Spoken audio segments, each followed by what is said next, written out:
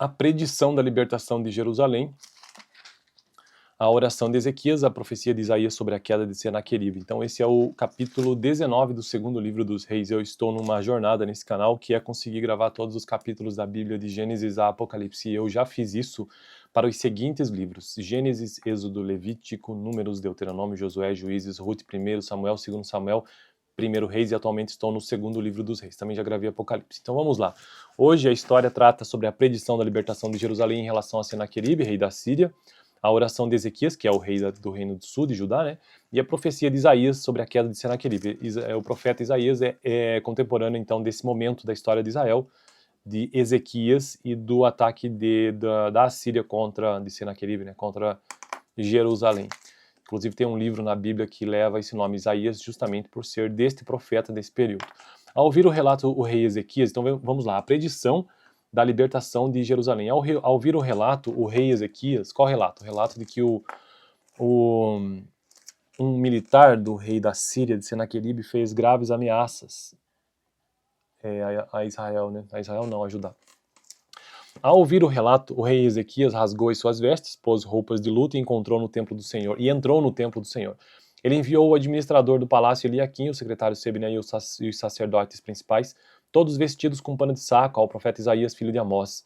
Eles lhe disseram ao profeta Isaías, filho de Amós. Eles lhe disseram, assim diz Ezequias: hoje é dia de angústia, de repreensão e de humilhação. Estamos como uma mulher que está para dar à luz filhos, mas não tem forças para fazê-los nascer.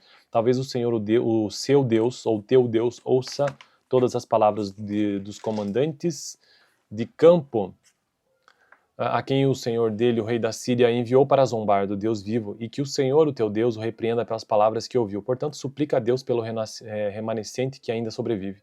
Quando os oficiais do rei Ezequias chegaram a Isaías, e este lhes disse: digam a seu senhor que assim diz o Senhor, não tenha medo das palavras que você ouviu, das blasfêmias que o servo do rei da Síria lançaram contra mim. Ouça, eu o farei tomar a decisão de retornar ao seu próprio país quando ele ouvir certa notícia, e lá o farei morrer à espada. Quando o comandante de campo soube que o rei da Síria havia partido de Laques, retirou-se e encontrou o rei lutando contra Líbina. Ora, Senaqueribe fora informado de que Tiraca, rei etíope do Egito, estava vindo lutar contra ele, de modo que mandou novamente mensageiros a Ezequias com este recado: digam a Ezequias, rei de Judá, não deixe que o Deus no qual você confia o engane quando disse: Jerusalém não cairá nas mãos do rei da Síria. Com certeza você ouviu o que os reis da Síria têm feito a todas as nações, como as destruíram por completo. E você haveria de livrar-se? Acaso os deuses das nações que foram destruídas por meus antepassados as livraram? Os deuses de Gozã, Arã, Rissef e do povo de Éden que estavam em Telassar? Onde estão os reis de Amate, o rei de Arpade, o rei da cidade de Serfaim, de Revna e de Iva? Bom, então, essa foi a primeira parte desse capítulo, né? A predição da libertação de Jerusalém que Isaías trouxe ao rei Ezequias, rei de Judá. Segunda parte desse capítulo sobre a oração de Ezequias, que é o rei desse reino de Judá, de Jerusalém. Ezequias recebeu a carta das mãos dos mensageiros e a leu. Então subiu ao templo do Senhor e estendeu-a perante o Senhor. E Ezequias orou ao Senhor, Senhor Deus de Israel, que reinas em teu trono, entre os querubins, só tu és Deus sobre todos os reinos da terra. Tu criaste os céus, a terra. Dá ouvidos, Senhor, e vê. Ouve as palavras que Senaqueribe enviou para insultar o Deus vivo. É verdade, Senhor, que os reis assírios fizeram de todas essas nações e seus territórios um deserto. Atiraram os deuses delas no fogo e as destruíram, pois não eram deuses, eram apenas madeira e pedra moldadas por mãos humanas. Agora, Senhor nosso Deus, salva-nos das mãos dele, para que todos os reinos da terra saibam que só tu, Senhor, és Deus. Então, segunda parte desse capítulo, que é a oração desse rei. Desesperado de certa forma, mas esperançoso também. Agora mesmo capítulo, mas a parte final extensa, inclusive, sobre a profecia de Isaías, tratando da queda de Senaqueribe, rei da Síria. Então Isaías, filho de Amós, enviou uma mensagem a Ezequias. Assim diz o Senhor, o Deus de Israel: ouvi a sua oração acerca de Senaqueribe, rei da Síria. Esta é a palavra que o Senhor falou contra ele. A virgem, a filha de Sião, o despreza e zomba de você.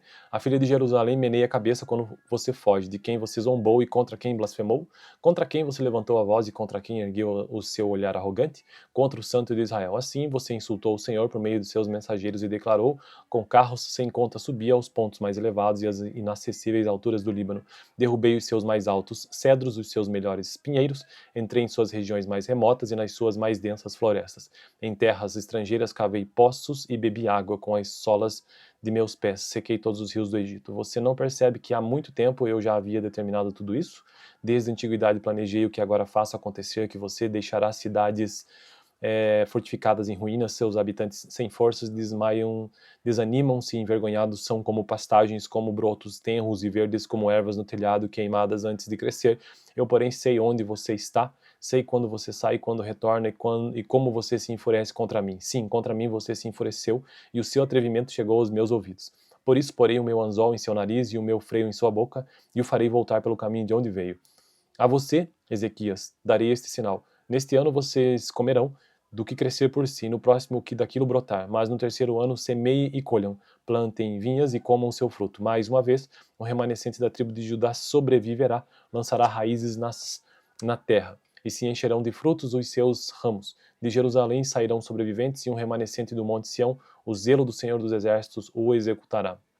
Executará esse plano, né? Portanto, assim diz o Senhor, acerca do rei da Síria: ele não invadirá esta cidade, nem disparará contra ela uma só flecha, não a enfrentará com escudo, nem reconstruirá rampas de cerco contra ela.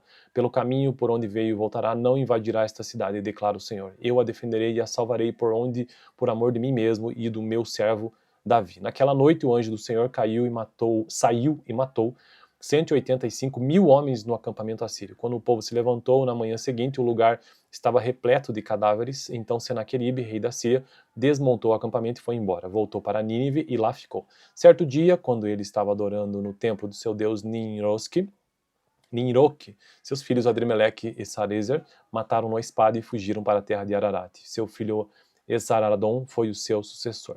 Bom, então esse foi o extenso capítulo 19 do segundo livro dos Reis. Próximo vídeo, capítulo 20. Eu fico por aqui. Valeu!